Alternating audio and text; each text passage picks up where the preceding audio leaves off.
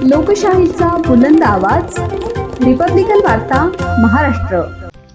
नाशिक शहरात मोठ्या प्रमाणात खड्डे झालेले असून यामुळे वाहनधारक नागरिकांचे मोठ्या प्रमाणात अपघात होत आहे, ज्यामध्ये अनेकांचे नाहक बळी देखील गेलेले आहेत। एवढा करोडो रुपये खर्च करून ही खड्ड्यांचा प्रश्न प्रलंबितच राहतो। या खड्ड्यांच्या प्रश्नावरून प्रहार जनशक्ती पक्षाचे पदाधिकारी कार्यकर्ते आक्रमक झाले आहेत। याचा जाब विचारण्यासाठी आज दुपारी महापालिका आयुक्त कार्यालयात आंदोलन करण्यात आले। यावेळी आयुक्त, शहर अभियंता हे गैरहजर होते।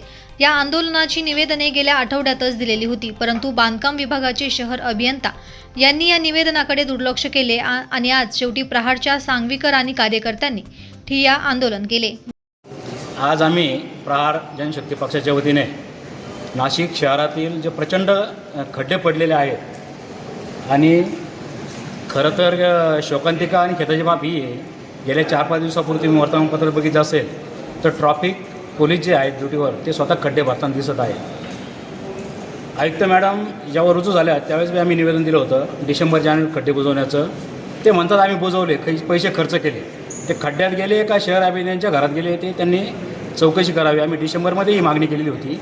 पुन्हा जे शहरात खड्डे पडलेले आहेत त्याला शहर अभियंत्यांना जबाबदार धरलं पाहिजे, त्यांच्यावर कारवाई केली पाहिजे। तसेच जे ठेकेदार निकृष्ट काम करतात, चुकीचं काम करतात, त्यांना काळ्या यादीत का टाकत नाही? मला सांगा, या शहरामध्ये 4 आमदार आहेत, 2 खासदार राहतात, न्यायाधीश स्वतः राहतात, कलेक्टर इथं राहतात, महसूल विभागीय आयुक्त इथं राहतात, मोठे मोठे अधिकारी आहेत, अनेक संपादक नाशिक शहरामध्ये राहतात, न्यूज चॅनलचे मोठे प्रतिनिधी आहेत, सामाजिक संघटना आहेत। एखाद्या न्यायाधीशानं सुमोटो कारवाई करायला पाहिजे, आयुक्तांना याचा जाब विचारला पाहिजे का ह्या शहरातल्या खड्ड्याला जबाबदार कोण? कोणीच बोलायला तयार नाहीत। आमदारांचे तुम्ही अधिवेशनातले फोटो बघितले का आता सोशल मीडियावर कसे ॲक्शनमध्ये स्टाईलमध्ये चालतात? अहो, तुमच्या नाशिक शहराच्या खड्ड्याची परिस्थिती बघा, ती विधानसभेत अधिवेशनात मांडा, ती परिस्थिती सोडून तुम्ही तुमचा तामझाम दाखवताय। हे लोकांना याची गरज नाही ना। तुम्ही तुमचे चेहरे आणि तुमचे कपडे सूटबूट नका दाखवू। शहरातल्या खड्ड्यांची परिस्थिती, त्याच्यामुळे होणारे अपघात, माणसं मरतात, ते सर्व तुम्ही अधिवेशनात दाखवलं पाहिजे। दुसरा विषय असा, 2017मध्ये याच महापालिकेमध्ये दिव्यांगांच्या मुद्द्यावर बच्चूभाऊ कडू आले होते आणि शेवटी या मुद्द्यावर तत्कालीन आयुक्त अभिषेक कृष्ण यांच्यावर हात उचलावा लागला होता। जेव्हा प्रसारमाध्यमांनाही कळलं तर प्रसारमाध्यमांना पण कळलं का नाही, चूक प्रशासनाची होती। 2017पर्यंत ज्या अपंगांचा 1 रुपया खर्च झालेला नव्हता, आज तुम्हाला सांगतो, ठासून सांगतो, 2025पर्यंत 150 कोटी रुपये नाशिक शहरातल्या दिव्यांगांना खर्च झालेले आहेत। आणि ज्यावेळेस बच्चूभाऊने हात उगारला, 2 वर्ष सजा झाली त्यांना या विषयावर। आणि त्यावेळेस या महापालिकेचे अधिकारी, तत्कालीन नगरसेवक बच्चूभाऊंच्या विरोधात एकवटले होते। आज तुम्ही काय एकवटत नाही खड्ड्यांच्या विरोधात? नागरिक मरतायत, जखमी होत आहेत, तुम्हाला मतदान घ्यायचं आहे, माजी नगरसेवक शहरामध्ये राहतात, आमदार, आज तुम्ही काय एकवटत नाही? अधिकारी का 1.5-2 लाख रुपये पगार घेतात, तुम्हाला झोपा कशा येतात हे खड्डे बघून?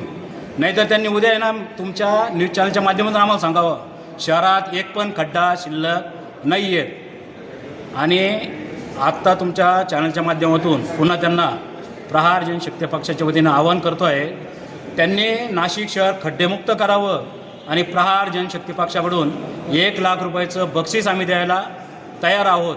ही बाब तुम्ही आयुक्त यांच्या कानावर टाका, मुख्यमंत्र्यांच्या कानावर टाका।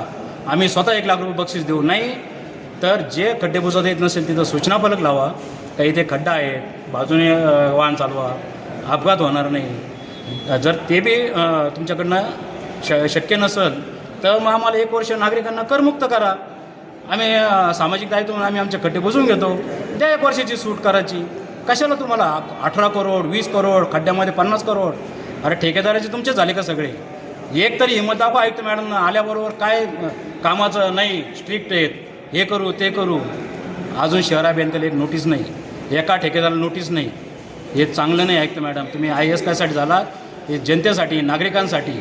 आणि तुमच्यात कारवाईची हिंमत होत नसेल तर सरळ राजीनामा द्यायचा आणि दुसरे चांगले आयुक्त येतील त्यांनी काम बघायचं। हा आमचा शहरवासियांच्या वतीने आमचा जो उद्वेग आहे तो तुमच्या मधून मांडतो आहे। जर पुढच्या काळात एवढ्या 10-12 दिवसात मीटिंगमधून ठोस कारवाई झाली नाही तर आम्ही आमचा यांनी अंत पाहू नये। शेवटी यांना प्रतिबच्चूकडचीच गरज पडणार आहेत का? हे पण तुम्ही तुमच्या चॅनलमधून त्यांना आठवण करून द्या. धन्यवाद. जय हिंद, जय महाराष्ट्र, जय प्रहार.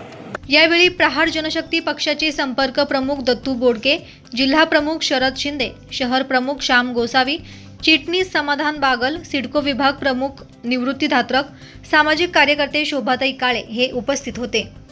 रिपब्लिकन वार्ता महाराष्ट्र, विशेष प्रतिनिधी आनंद Dabhade, Nashik. Subscribe now and press the bell icon. Never miss an update.